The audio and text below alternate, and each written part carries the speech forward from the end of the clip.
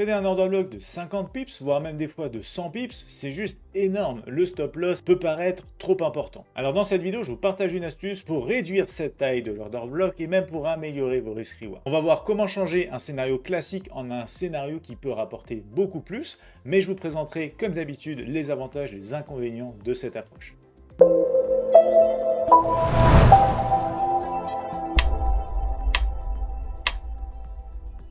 Je vais donc vous parler de l'order block 2.0 ou comment améliorer, optimiser votre trading sur order block. Alors qu'est-ce que signifie concrètement le fait d'optimiser un order block? Ça va être tout simplement le fait de redéfinir une zone order block.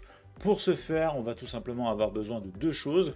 Un order block majeur, un order block mineur. Entrons ensemble dans les explications de l'order block 2.0. On va avoir des éléments clés, bien sûr, à souligner. Le fait d'être à la recherche d'une entrée plus précise. On va pas, du coup, dans un order block de 100 pips, par exemple, sur le Forex, placer son ordre au début de la zone et son stop en dessous, risquer 100 pips. On va chercher dans cette zone majeure, bien évidemment, une opportunité plus qualitative, peut-être plus précise. En fait, on va dans le concept littéralement de tenter de sniper le marché, c'est-à-dire d'aller chercher au millimètre près une entrée plus précise, plus définie, ce qui aura pour conséquence d'ailleurs d'augmenter la taille de notre TP, ça c'est le but recherché aussi, et derrière de diminuer potentiellement, clairement aussi bien sûr, la taille du stop loss. Alors il y a du bon et du moins bon, je vous en parle dans un instant. Et déjà ce genre de trading, cette optimisation en fait de l'order block, c'est fait pour qui? Je voulais vous montrer ici deux trois petites choses intéressantes aussi. Il faut rappeler ici que bien sûr le trading d'order block c'est à destination des traders de la smart money, c'est-à-dire les traders particuliers ou professionnels qui veulent essayer de tirer avantage des mouvements des gros capitaux sur les marchés. Donc premier point bien sûr, c'est aussi surtout à destination, de mon point de vue en tout cas, des traders qui aiment trader les order blocks typiquement juste avec un ordre en attente, limite d'achat par exemple, limite de vente, et puis on place aussi son stop loss et son TP, et voilà.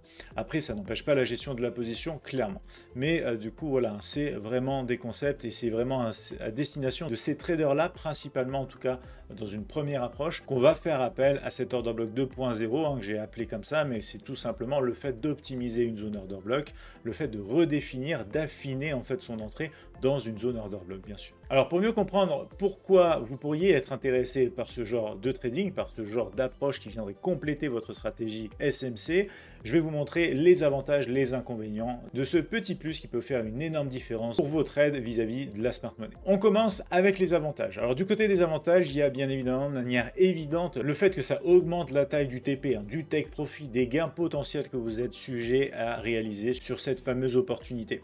Également la réduction de la taille du stop loss, vous allez risquer moins de pips, moins de points sur du coup votre stop loss.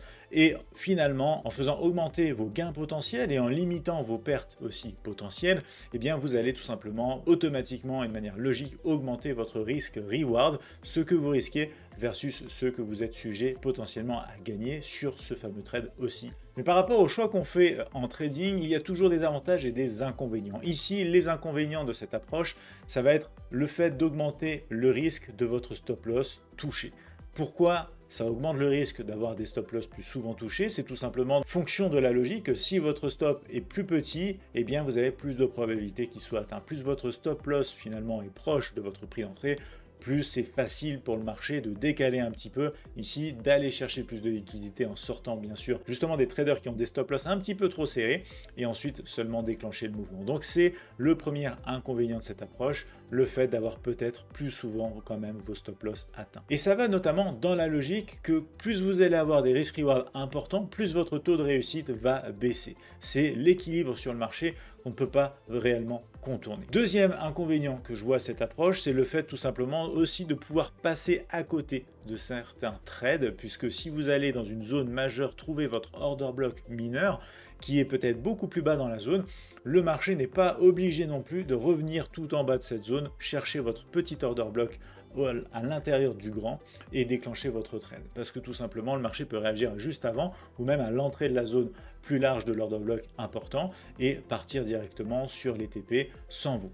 Donc ça, c'est un inconvénient qu'on est obligé de souligner également puisque bien, vous pouvez ne pas avoir des opportunités qui auraient été gagnantes si vous aviez eu une autre approche vis-à-vis notamment de l'order block. Maintenant que vous savez les avantages, les inconvénients, on va rentrer dans le détail de comment trader l'order block 2.0. On a besoin d'une analyse MTF. C'est quoi MTF? C'est multi-time frame. C'est de l'anglais pour signifier tout simplement une étude de plusieurs unités de temps qui est requise pour pouvoir tout simplement trouver l'order block majeur, donc cette zone clairement order block majeur, à l'intérieur de laquelle on va pouvoir trouver notre order block mineur, et ensuite seulement on pourra placer notre ordre en attente, limite d'achat ou limite de vente, et puis on aura le SL, le TP à mettre en place, même si vous pouvez gérer votre position avec des TP partiels, etc. Mais trêve de bavardage, on va passer directement aux exemples et astuces de trading sur l'order block 2.0. Nous voici sur la plateforme TradingView. Je vous montre un exemple théorique comme d'habitude avant de rentrer direct dans le concret avec deux exemples, un à l'achat et un à la vente. Alors ici, on a un marché qui fluctue ici sur une tendance haussière. Ça va être le concept bien sûr de la tendance SMC. On va retrouver ici cette tendance qui est haussière comme cela. Donc on a à l'intérieur de cette tendance haussière un retracement plus complexe. C'est ce que vous allez voir ici justement avec la cassure de ce creux. Je vous rappelle le concept ici. On aurait de la liquidité sous ce creux là pour rechercher idéalement une zone d'intérêt et du coup trouver une réaction, piéger un peu le marché sous ces creux ici, mais dans l'esprit de continuer bien sûr dans la tendance de fond. Pour tous ces concepts, tendance SMC, order block, fair value gap, etc., je vous invite à regarder les vidéos précédentes. Dans le descriptif de la vidéo, une playlist complète vous attend, ou en tout cas une playlist qui se complète semaine après semaine avec le rendez-vous 19 h sur la chaîne YouTube le mercredi soir. Alors je vais vous dessiner ici du coup typiquement la zone, en l'occurrence ici. Imaginons que cet exemple ce soit un exemple sur un graphique H4. On a ici notre order block, tout simplement H4 qui se présente comme cela. Le principe donc de cet order block 2.0, de cette optimisation ici des risk-reward et de ces order blocks à trader, c'est de se dire voilà, est-ce que à l'intérieur de ce mouvement-là, j'ai pas une plus petite zone, par exemple comme celle-ci, qui représente un order block sur une unité ou deux inférieure au graphique par exemple H4, si c'est le graphique sur lequel on se trouve. On pourra aller voir des graphiques par exemple horaire, M30, même horaire, M30, voire même M15 pour trouver des zones. Donc l'avantage, bien sûr, comme je vous le disais tout à l'heure, ça va être typiquement d'être dans ce genre de configuration où au lieu d'avoir un risque, par exemple, comme ça, ici, où ça va être, ici, imaginons, ce genre de scénario pour rechercher par exemple les derniers sommets.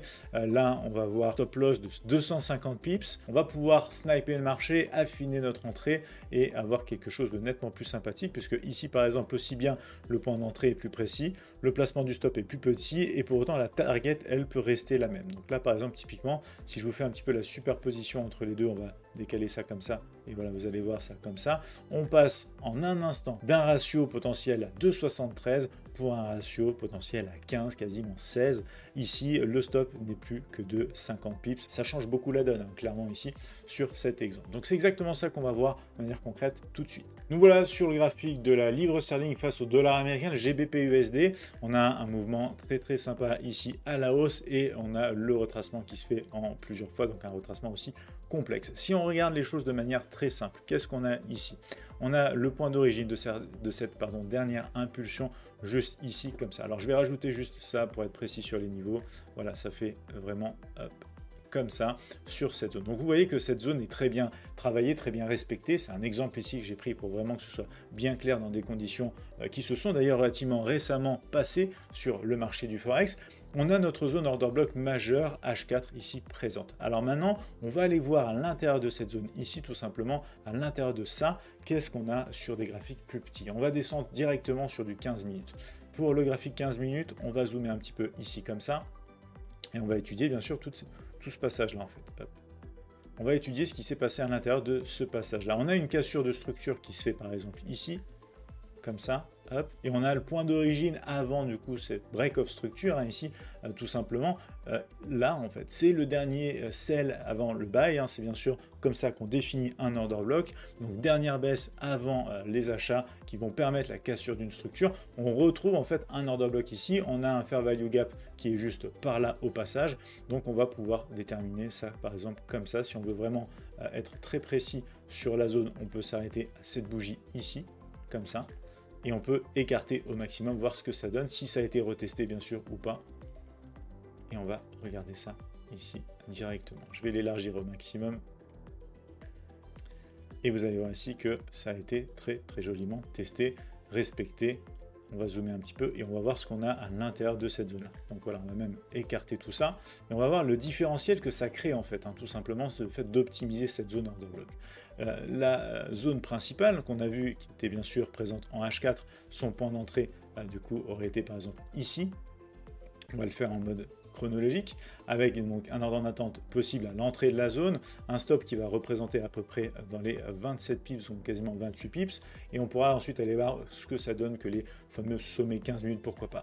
Mais vous voyez bien qu'on ne serait pas rentré clairement au même moment sur l'order block optimisé, l'order block 2.0, on aurait attendu nettement plus longtemps, toute proportion gardée bien évidemment ici, mais on serait plus intervenu juste ici en fait, dans cette zone-là. Et vous voyez, la taille du stop n'a absolument rien à voir. On parle ici de seulement 6 pips avec du coup une target qui peut être tout à fait similaire. Alors on va élargir un petit peu tout ça et on va repartir sur le H4 tout simplement. Ici, c'est vraiment le but de sniper le marché comme ça, de se dire voilà, on cherche un point d'entrée sur un petit time frame pour du coup profiter d'objectifs sur des grandes unités de temps. Je vous referai des vidéos sur ce sujet-là, sur des stratégies pour sniper le marché à la sauce SMC, un petit peu comme ce que vous avez ici, ce qui est en soi déjà bien sûr le début d'une stratégie.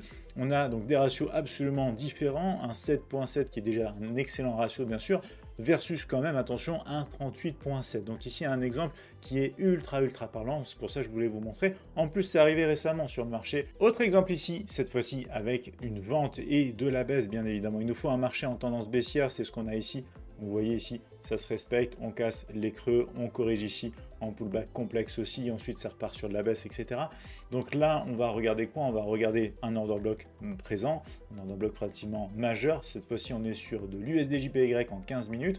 On va avoir du coup cette dernière bougie de hausse avant la baisse qui se présente ainsi. On peut même l'écarter puisque finalement vous allez voir que le fair value gap ici se situe déjà là et très rapidement de toute façon déjà travaillé et comblé. Mais ça nous donne grosso modo toute cette zone possible ici. Vous voyez d'ailleurs on revient un petit peu travailler la zone par ici et ensuite un peu plus loin par là. Donc on va ensuite descendre sur du coup une unité de temps inférieure, juste le 5 minutes pour voir les zones order block mineures qu'on aurait possiblement dans cet exemple. Donc voilà, sur le 5 minutes ici, je vais zoomer un petit peu pour que ce soit visible et clair pour tout le monde. Et je vais vous identifier les order blocks. Il y en a deux dans cette zone. On a la dernière bougie de hausse ici avant la baisse avec celle-ci, puisque juste derrière, on va avoir ce très joli aussi fair value gap ici. Voilà, j'élargis, vous voyez, la zone s'assombrit un petit peu. Je vais aussi vous identifier le deuxième order block qui est juste ici. On a cette dernière hausse avant la baisse également et notamment la cassure de structure et vous allez voir qu'on a aussi un petit peu de fair value gap ici, d'imbalance juste ici. Donc là,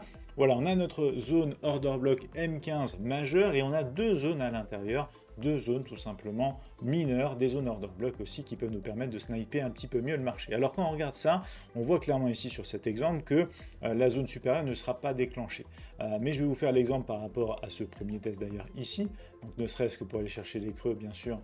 Hop, on va repartir ensuite sur des unités de temps supérieures, mais on pourra aller chercher même plus bas que ça. Mais vous voyez ici, on a l'équivalence de 23 pips. En stop loss pour l'order block principal en 15 minutes. Si on regarde l'order block ici et du coup celui notamment qui est bien activé juste là, qui est bien déclenché juste ici, avec un stop forcément qui est nettement plus petit et la même target.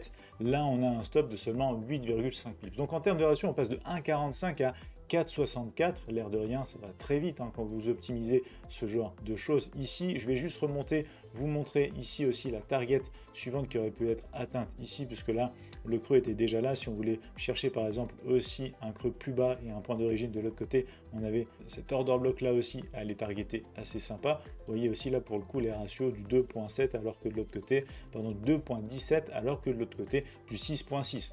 Donc c'est ça de sniper le marché, on améliore clairement nos risk-reward. Par contre, oui, on peut de temps en temps ne pas être déclenché bien sûr, et aussi on garde à l'esprit que l'équilibre de marché veut que si on a des ratios beaucoup plus grands que d'habitude, eh bien on aura des stop-loss aussi malheureusement plus souvent touchés et plus souvent atteint. Voilà pour cette vidéo, j'espère que ça vous a plu. Je vous ai montré les bons côtés, les mauvais côtés et les exemples théoriques et concrets. Je vous invite à regarder ces vidéos qui suivent aussi et la playlist pour en apprendre plus. Je vous dis à tout de suite dans le prochain tuto.